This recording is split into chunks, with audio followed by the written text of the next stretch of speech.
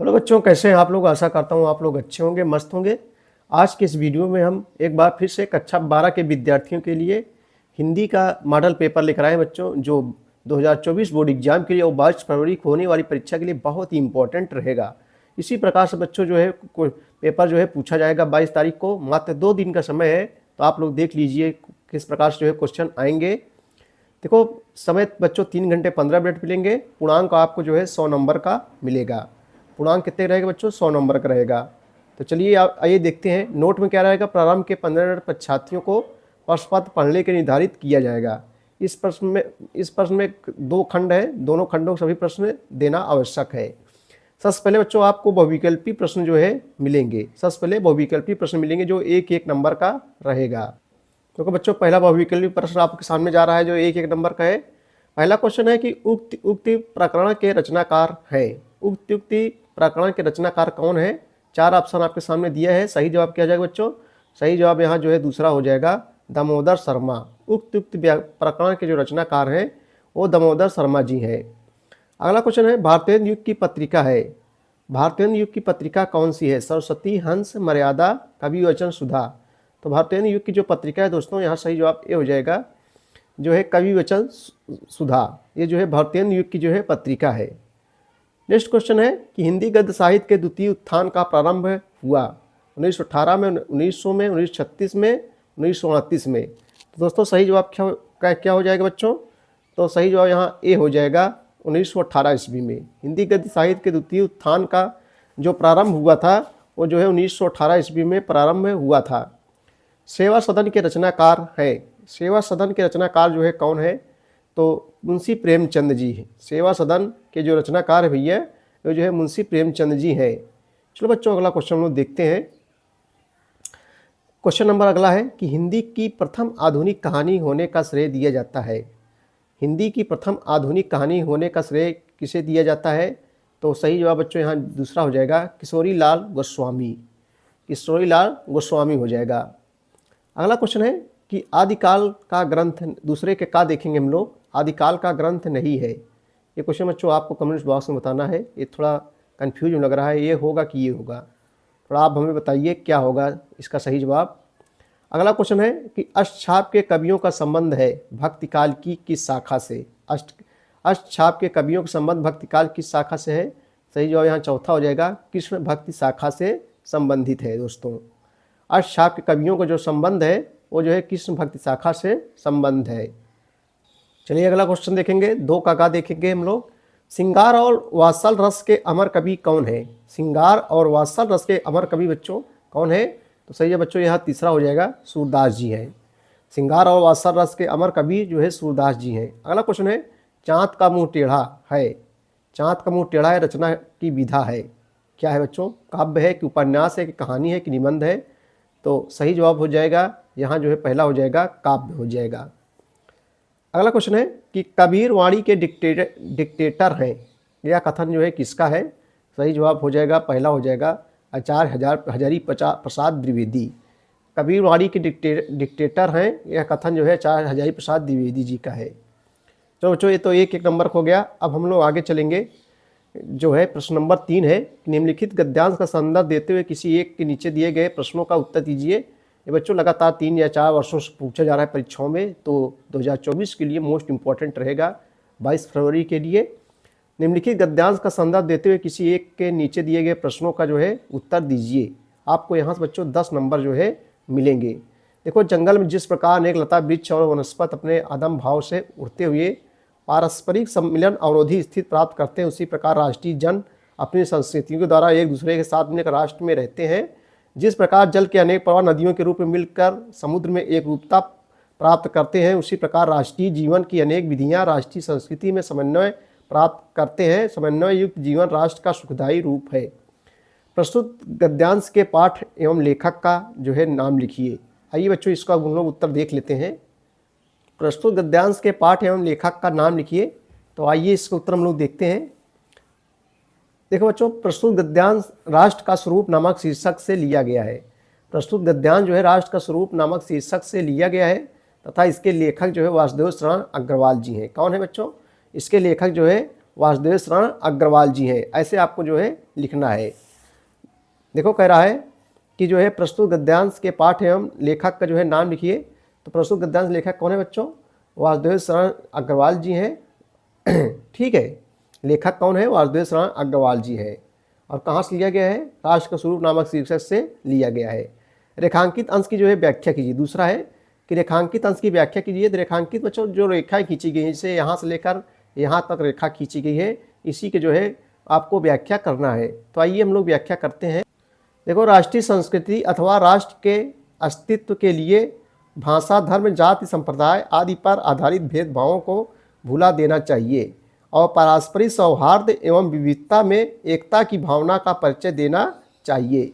इस प्रकार की समन्वयात्मक भावना के परिणाम स्वरूप ही किसी राष्ट्र के नागरिक सुखद जीवन व्यतीत करने में जो है सफल हो सकते हैं। ठीक है भैया, इसका ये जो है व्याख्या हो गया। चलिए बच्चों आगे देखेंगे हम लोग।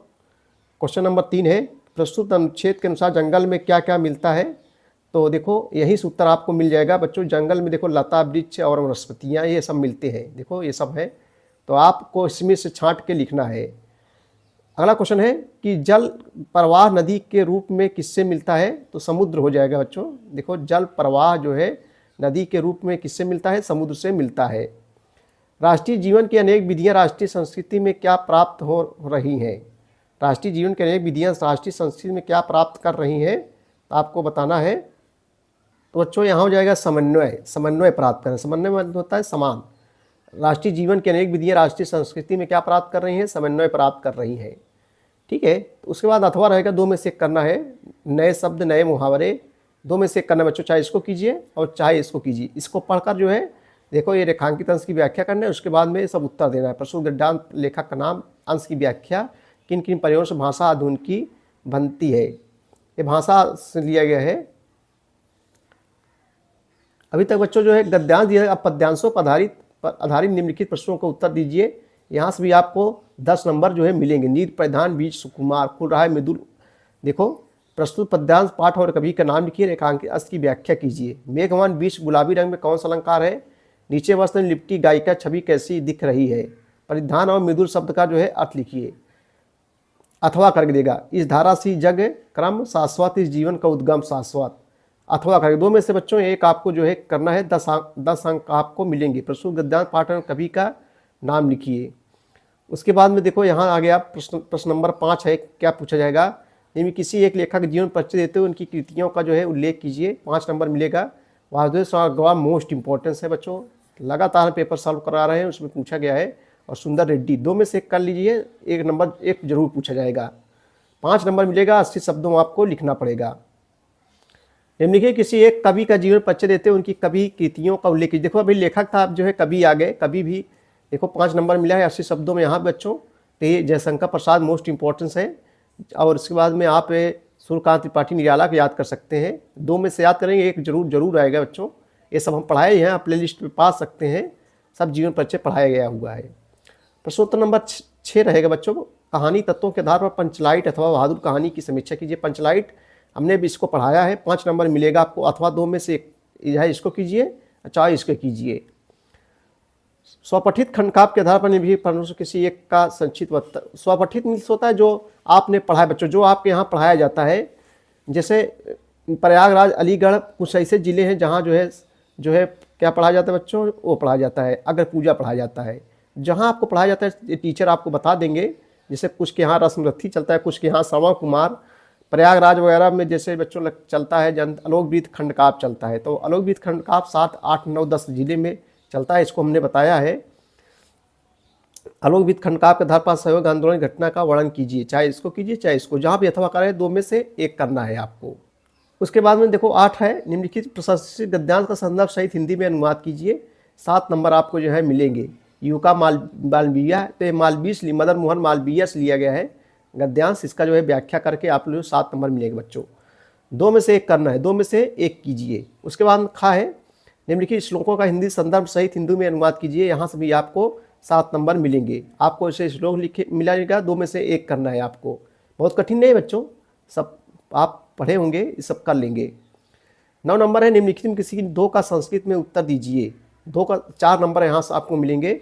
जैसे दो हम कर दे रहे हैं, दूसरा हम कर दे रहे हैं बच्चों। इसे देखो बहुत सरला है, किम धनम सर्व प्रधानम, यानी कौन सा धन सबसे प्रधान होता है, धनों में सबसे श्रेष्ठ धन कौन सा होता है, तो विद्या बच्चों, विद्या। विद्या धनम सर्वधानम प्रधानम, विद्या सभी धनों में से क्या होती है बच्चों, श्रेष्ठ होती है। तो आप इसलिए किम धनम सर्व प्रधानम, तो विद्या धनम सर्व प्रधानम, विद्या सभी धनों में श्रेष्ठ होती है।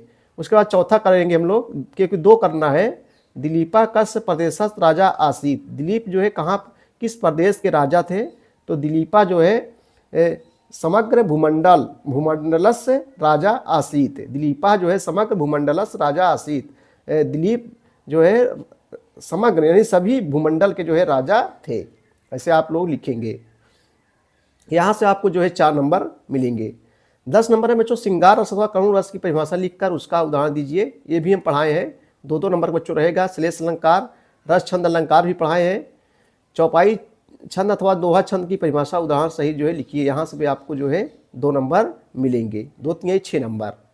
देखो बच्चों निबंध बहुत सरला होता है, आप निबंध अपने मन से लिखेंगे। बेरोजगारी समस्या, देखो बेरोजगारी आप लिखेंगे ये जरूर आएगा।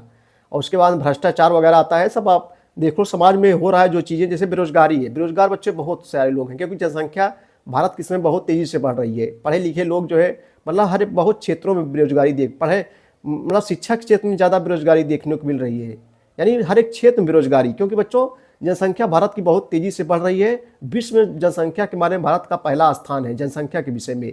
आप अब ऐसे बना के जो है लिख सकते हैं। निम्न किसी एक विषय पर निबंध लिखिए, यहाँ से बच्चों आपको 9 नंबर मिलेगा, ठीक है। उसके बाद स्वधर्म स्वभाव, किसी मेले का आंखों देखा वर्णन, गोस्वामी तुलसीदास, आप लिख सकते हैं। 12 नंबर है, यहाँ 1 नंबर है। पावका संधि विच्छेद होगा, पौ धन अका बराबर पावका हो जाएगा। यहाँ जो है आयादि संधि है, 1 नंबर का है, आदि संधि है। प्रेजते का संधि विच्छेद होगा, तो दोस्तों सही जवाब क्या हो जाएगा बच्चों, प्राधन इजते बराबर जो है प्रेजते, सही जवाब सा हो जाएगा। प्रेजते का संधि विच्छेद क्या हो जाएगा, प्राधन इजते बराबर प्रेजते।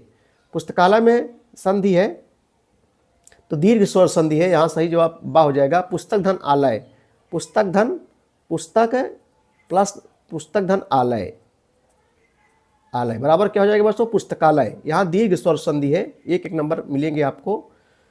उसके बाद में निम्नलिखित में किसी एक का विग्रह करके समास का नाम लिखिए, जिसे हम दशानन ही कर दे रहे हैं। 10 है आनंद, 10 है आनंद अर्थात कौन बच्चों, रावण।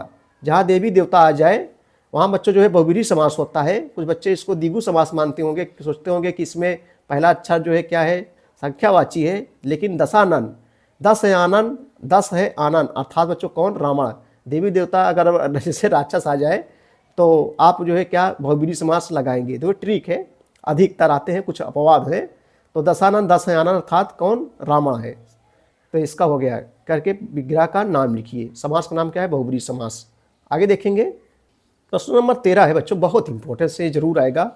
बैंक में खाता खोलने के लिए बैंक प्रबंधक को आवेदन पत्र लिखिए, अथवा शहर में फैली एक संक्रामक बीमारी तरफ जिलाधिकारी को ध्यान आकर्षित करके आप ऐसे बच्चों सेवा में, बच्चों सेवा में, उसके बाद में श्रीमान जिलाधिकारी, उसके बाद में महोदय, उसको लिखना है, सब बताए हैं, आप लिख सकते हैं इसको।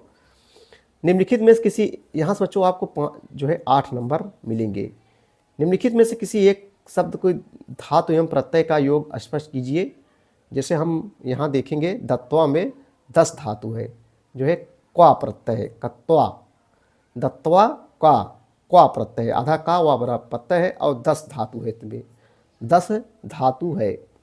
निम्नलिखित किसी एक शब्द का जो है प्रत्यय लिखिए। तो प्रभुत्वा में त्वा, आधा त्वा प्रभुता, इसका प्रत्यय लिख दिए। एक शब्द का प्रत्यय लिखना है। प्रत्यय जो होता है बच्चों जो है पीछे लगता है और उपसर्ग आगे लगता है। रेखांकित पदों में किसी एक पद में प्रयुक्त विभक्त तथा संबंधित नियम का उल्लेख कीजिए।